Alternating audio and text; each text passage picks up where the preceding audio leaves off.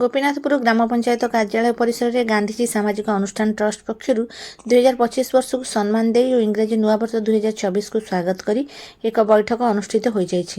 ଅନୁଷ୍ଠାନର ସଭାପତି ପ୍ରସନ୍ନ କୁମାର ଲେଙ୍କା ବୈଠକରେ ଅଧ୍ୟକ୍ଷତା କରିଥିଲେ। ଜନସାଧାରଣଙ୍କ ମୌଳିକ ସମସ୍ୟାକୁ ନେଇ ଜିଲ୍ଲା ପ୍ରଶାସନ ନିକଟରେ ପହଞ୍ଚିବା ସହ ଅନୁଷ୍ଠାନ ପକ୍ଷରୁ ସେବା କାର୍ଯ୍ୟକୁ ଅଧିକ ବ୍ୟାପକ କରିବା ନିମନ୍ତେ ବୈଠକରେ ସର୍ବସମ୍ମତିକ୍ରମେ ନିଷ୍ପତ୍ତି ଗ୍ରହଣ କରାଯାଇଥିଲା। 2026 ଜାନୁଆରୀ ମାସଠାରୁ ପ୍ରତି ମାସର ଶେଷ ରବିବାର ଦିନ ବୈଠକ ହେବା ପାଇଁ ସ୍ଥିର କରାଯାଇ ଆସନ୍ତା ଜାନୁଆରୀ ମାସ 4 ତାରିଖ ରବିବାର ଦିନ ଅନୁଷ୍ଠାନର ବୈଠକ ଡାକିବା ପାଇଁ ସମ୍ପାଦିକା ଓ ସଂଯୋଜିକାଙ୍କୁ ଦାୟିତ୍ୱ ଦିଆଗଲା। ଶେଷରେ ସମ୍ପାଦିକା ସସ୍ମିତା ଶତପଥୀ ଆନୁଷ୍ଠାନିକ ଧନ୍ୟବାଦ ଅର୍ପଣ କରିଥିଲେ।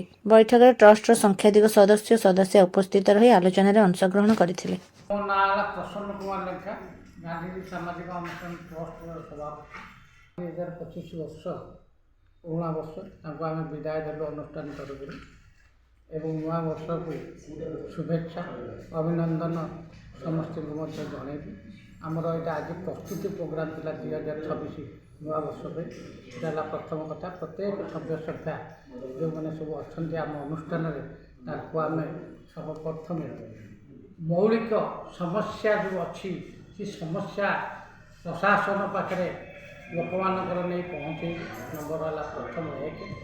ଦ୍ୱିତୀୟରେ ପ୍ରତ୍ୟେକ ସଭ୍ୟ ଯେଉଁ ଆଇଡେଣ୍ଟି କାର୍ଡ଼ ନେଇଛନ୍ତି ସେ ଆଇଡେଣ୍ଟି କାର୍ଡ଼ ପରିଚୟ ପତ୍ର, ସେ ପରିଚୟ ପତ୍ରକୁ ଆମେ ସଠିକ୍ ବ୍ୟବହାର କରିବା, ଯେପରି ଭାବରେ ବାହାରେ ଅପପ୍ରଚାର ନ ହେବ ସେଥିପାଇଁ ଦୃଷ୍ଟି ଦେବା ସଭ୍ୟଙ୍କୁ। ତୃତୀୟରେ ଆମେ ଏହାପରେ ଏକ ବନ୍ଧୁମିଳନ କାର୍ଯ୍ୟକ୍ରମ କରିବୁ। ସେ ବନ୍ଧୁମିଳନ କାର୍ଯ୍ୟରେ ସମସ୍ତ ଅତିଥିମାନଙ୍କୁ ଏବଂ ମୁଖ୍ୟ ପରିଚାଳକମାନଙ୍କୁ ଡାକିବୁ, ଉପଦେଷ୍ଟାମାନଙ୍କୁ ମଧ୍ୟ ଡାକିବୁ। ଏହା ପରେ ଆମେ ନିମାପଡ଼ାରେ ଗୋଟେ ପ୍ରତିଭା ପ୍ରୋଗ୍ରାମ କରିବୁ। ତା ବାଦେ ପୁରୀ ସଦର ବ୍ଲକରେ ମଧ୍ୟ 19ଟା ପଞ୍ଚାୟତ ନେଇ ଗୋଟେ ପ୍ରତିଭା ପ୍ରୋଗ୍ରାମ କରିବୁ। ଖାଲି ପ୍ରତିଭା ପ୍ରୋଗ୍ରାମଟା ଖାଲି ଆପଣ ଭାବନ୍ତୁନି ନାଚ ଗୀତରେ ସେ କଥା ନୁହଁ।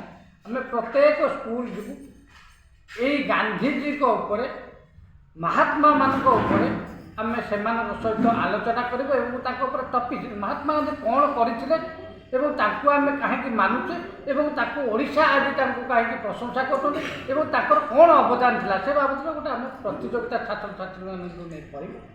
ଏବଂ ତାପରେ ଯେଉଁମାନେ 19ଟା ପଞ୍ଚାୟତକୁ ନେଇ ଯେଉଁ କାର୍ଯ୍ୟକ୍ରମ କରାଯିବ ସେଥିରେ ଯେଉଁମାନେ ପ୍ରକୃତରେ ଗାନ୍ଧୀଜୀ ନୀତି ଉପରେ କହିପାରିବେ ତାକୁ ଆମେ ଆୱାର୍ଡ଼ ଦେବୁ। ଏତିକି ହେଲା ଆମର ପ୍ରଥମ।